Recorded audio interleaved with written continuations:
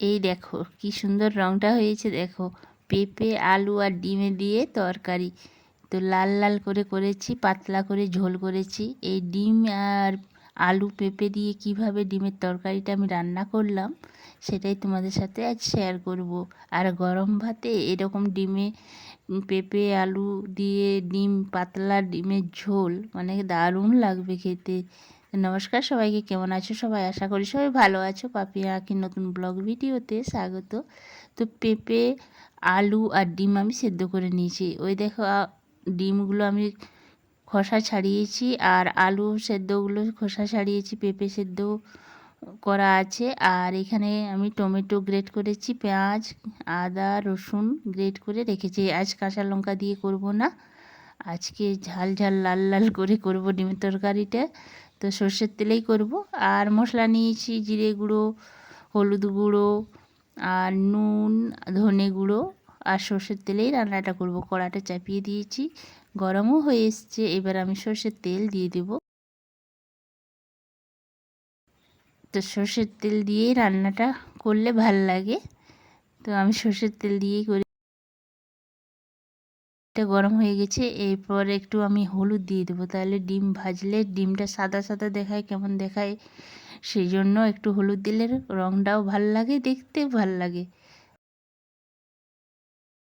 আর তেলটাও ছিটকে না, কিন্তু হলুদ দিলে বা নুন দিলে, দুটোই দিলেই হলুদ মানে তেলটা যে ছিটকে মানে চারিদিকে হয়ে যায় সেটা হয় না।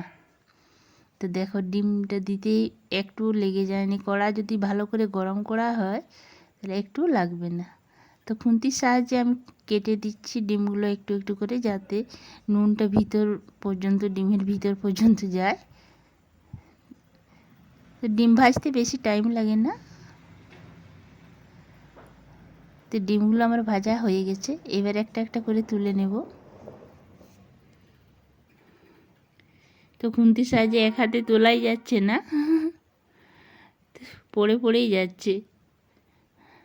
এই দেখো কতবার ট্রাই করলাম, আর এক হাতে ফোন আছে, আমার স্ট্যান্ড নেই, এখনও কিনিনি, তো একটা কিনতে হবে দেখছি।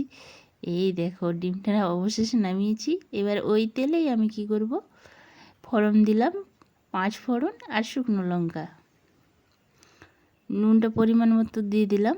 যেহেতু গ্রেট করা আছে পেঁয়াজ আদা রসুন আর টমেটোটা, তাহলে আবার ছিটকিবে তেলটা, সেই জন্য এটা দিলে আর ছিটকিবে না।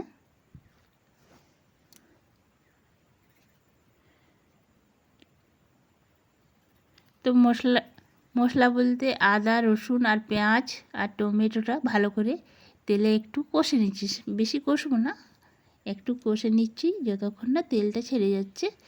তো এই দেখো হয়ে গেছে, তেলটা ছাড়া হয়ে গেছে। এবার আমি পেঁপে সেদ্ধ, আলু সেদ্ধ আর ডিম সেদ্ধটা আমি দিয়ে দেব। মশলাটা আমি পরেই দেব আজকে।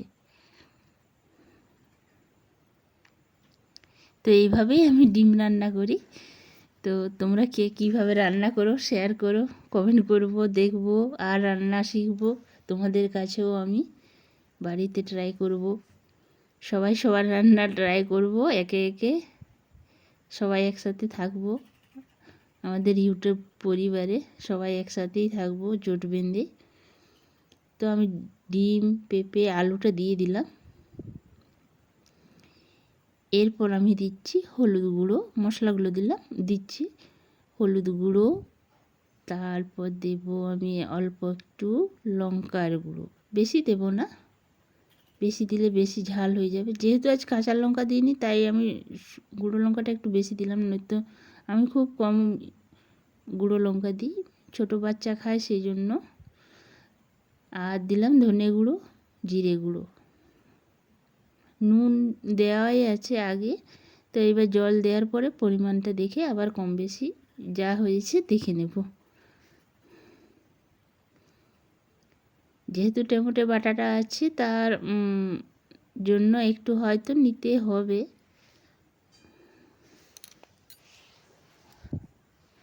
তো ভালো করে মিনিট 5 কষে নিলাম জল দিয়ে দিয়ে।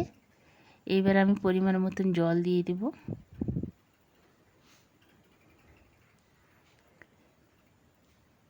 তো কষানো হয়ে গেছে, এবার জল দিচ্ছি।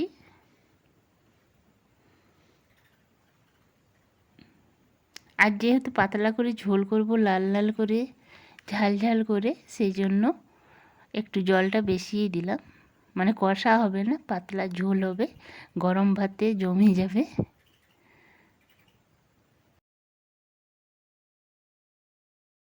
তো আমি জল দিয়েছি, এইবারে মিনিট 5-6 ফুটিয়ে নেব ভালো করে, তাহলেই রান্নাটা আমার কমপ্লিট, আর কোনো কিছু মশলা যাবে না। তো এইভাবেই আমি বাড়িতে রান্না করি, তোমরাও একবার রান্না করবে এরকম করে, খেয়ে দেখবে, তারপর বলবে কেমন হয় কি না হয়। গরম ভাতে খেতে কিন্তু খুব ভাল লাগে। তো মিনিট 5 ফুটিয়ে নিচ্ছি। তো এক দাদা ভাই, আমি যখন বাইরে রান্না করি উনুনে, তখন জিজ্ঞেস করছিল, বলছিল যে তোমার বৃষ্টি পড়লে কোথায় রান্না করো? সেই দাদা ভাইকে আমি বলছি যে বৃষ্টি পড়লে এই যে আমি বারান্দায়, মানে আমার ঘরের ভিতরের বারান্দায় রান্না করি, গ্যাস ওভেনে। তো এখানেই রান্না করি। আর জ্বালানির যা অভাব, মানে শীতকালে রান্না করতে খুব ভালো লাগে, কিন্তু জ্বালানি বেশি থাকে না বললে বেশি রান্না হয় না। কিন্তু যখন থাকে আমি রান্না করার চেষ্টা করি বাইরেই, মানে কাঠের উনুনেই রান্না করার চেষ্টাটা বেশি করি। তো দেখো আমার ডিমের তরকারিটা পুরো হয়ে গেছে, এই দেখো। তো তোমরা একবার বাড়িতে এইভাবে বানিয়ে খাবে আর কমেন্ট করে জানাবে। তা ভিডিওটা এই পর্যন্ত, সবাই ভালো থেকো, আর ভালো লাগলে লাইক করো, কমেন্ট করো, সাবস্ক্রাইব করো।